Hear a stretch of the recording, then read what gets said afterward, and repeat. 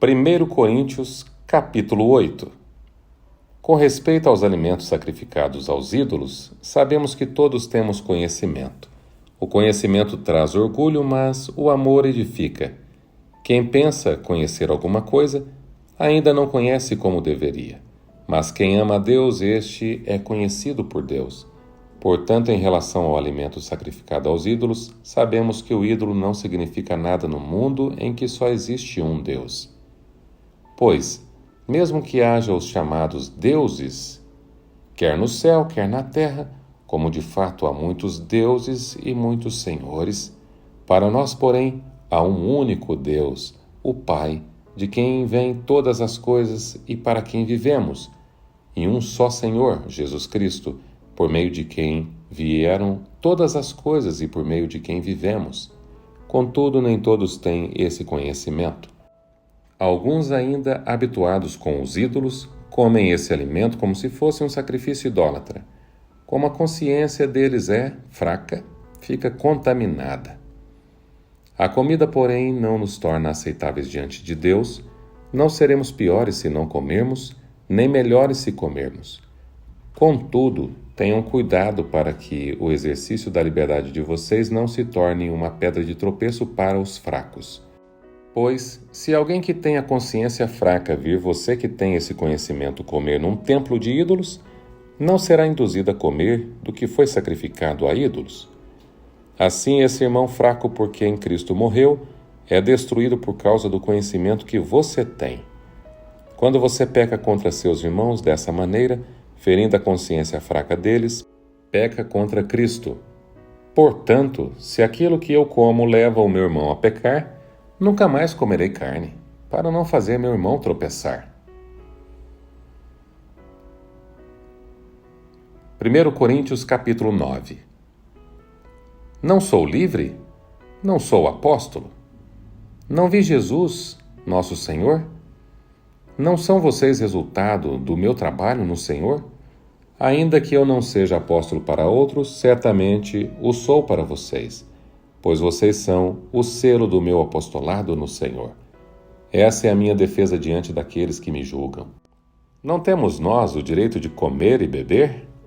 Não temos nós o direito de levar conosco uma esposa crente como fazem os outros apóstolos, os irmãos do Senhor e Pedro? Ou será que só eu e Barnabé não temos direito de receber sustento sem trabalhar? Quem serve como soldado à própria custa? Quem planta uma vinha e não come do seu fruto? Quem apacenta um rebanho e não bebe do seu leite? Não digo isso do ponto de vista meramente humano. A lei não diz a mesma coisa? Pois está escrito na lei de Moisés: não amordace o boi enquanto ele estiver debulhando o cereal. Por acaso, é com bois que Deus está preocupado? Não é certamente por nossa causa que ele diz sim. Isso foi escrito em nosso favor, porque o lavrador, quando ara, e o debulhador, quando debulha, devem fazê-lo na esperança de participar da colheita. Se entre vocês semeamos coisas espirituais, seria demais colhermos de vocês coisas materiais? Se outros têm direito de ser sustentados por vocês, não o temos nós ainda mais? Mas nós nunca usamos desse direito. Ao contrário, suportamos tudo para não pôr obstáculo algum ao Evangelho de Cristo. Vocês não sabem que aqueles que trabalham no templo alimentam-se das coisas do templo? E que os que servem diante do altar participam do que é oferecido no altar? Da mesma forma, o Senhor ordenou àqueles que pregam o Evangelho que vivam do Evangelho. Mas eu não tenho usado de nenhum desses direitos. Não estou escrevendo na esperança de que vocês façam isso por mim. Prefiro morrer a permitir que alguém me prive deste meu orgulho. Contudo, quando prego o Evangelho, não posso me orgulhar, pois me é imposta a necessidade de pregar. Ai de mim se não pregar o Evangelho. Porque se prego de livre vontade, tenho recompensa. Contudo, como prego por obrigação, estou simplesmente cumprindo uma incumbência a mim confiada. Qual é, pois, minha recompensa?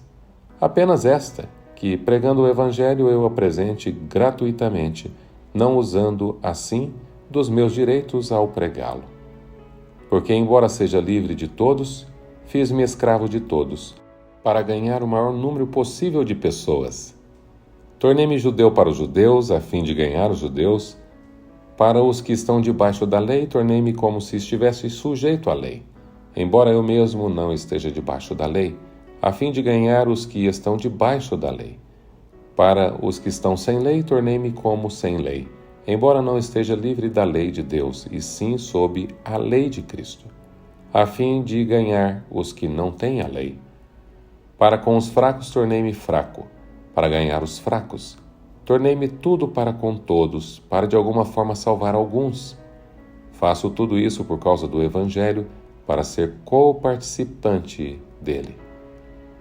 Vocês não sabem que, de todos os que correm no estádio, apenas um ganha o prêmio? Corram de tal modo que alcancem o prêmio. Todos os que competem nos jogos se submetem a um treinamento rigoroso para obter uma coroa que logo perece. Mas nós o fazemos para ganhar uma coroa que dura para sempre. Sendo assim, não corro como quem corre sem alvo, e não luto como quem esmurra o ar. Mas esmurro meu corpo e faço dele meu escravo, para que, depois de ter pregado aos outros, eu mesmo não venha a ser reprovado. 1 Coríntios, capítulo 10. Porque não quero, irmãos, que vocês ignorem o fato de que todos os nossos antepassados estiveram sob a nuvem e todos passaram pelo mar. Em Moisés, todos eles foram batizados na nuvem e no mar.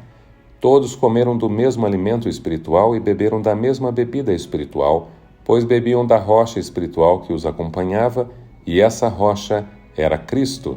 Contudo, Deus não se agradou da maioria deles. Por isso, seus corpos ficaram espalhados no deserto. Essas coisas ocorreram como exemplos para nós, para que não cobicemos coisas más, como eles fizeram. Não sejam idólatras, como alguns deles foram, conforme está escrito. O povo se assentou para comer e beber, e levantou-se para se entregar à farra. Não pratiquem imoralidade, como alguns deles fizeram, e num só dia morreram 23.000. Não devemos pôr o Senhor à prova, como alguns deles fizeram e foram mortos por serpentes. Não se queixem como alguns deles se queixaram e foram mortos pelo anjo destruidor.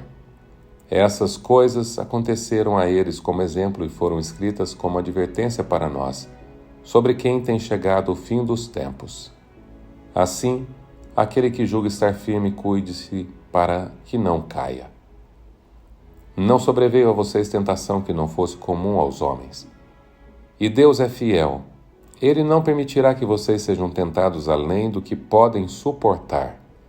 Mas, quando forem tentados, Ele mesmo providenciará um escape, para que o possam suportar.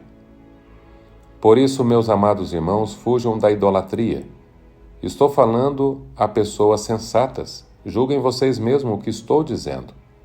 Não é verdade que o cálice da bênção que abençoamos é a participação no sangue de Cristo e que o pão que partimos é a participação no corpo de Cristo?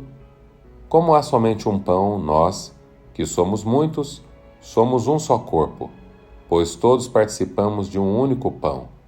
Considerem o povo de Israel.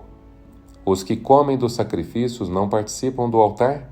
Portanto, que estou querendo dizer? Será que o sacrifício oferecido a um ídolo é alguma coisa? Ou um ídolo é alguma coisa? Não. Quero dizer que o que os pagãos sacrificam é oferecido aos demônios, não a Deus. E não quero que vocês tenham comunhão com os demônios. Vocês não podem beber do cálice do Senhor e do cálice dos demônios, nem podem participar da mesa do Senhor e da mesa dos demônios. Porventura, provocaremos o ciúme do Senhor? Somos mais fortes do que Ele? Tudo é permitido, mas nem tudo convém. Tudo é permitido, mas nem tudo edifica. Ninguém deve buscar o seu próprio bem, mas sim o dos outros. Comam de tudo o que se vende no mercado sem fazer perguntas por causa da consciência, pois do Senhor é a terra e tudo que nela existe.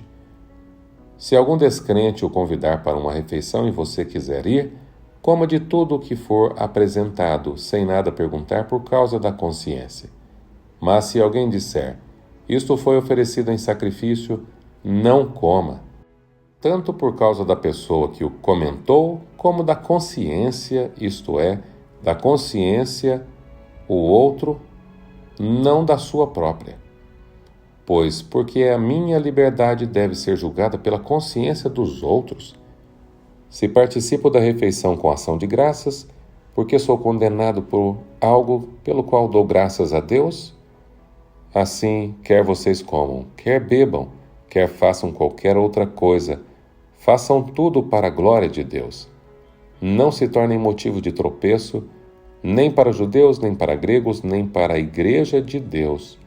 Também eu procuro agradar a todos de todas as formas, porque não estou procurando o meu próprio bem, mas o bem de muitos, para que sejam salvos.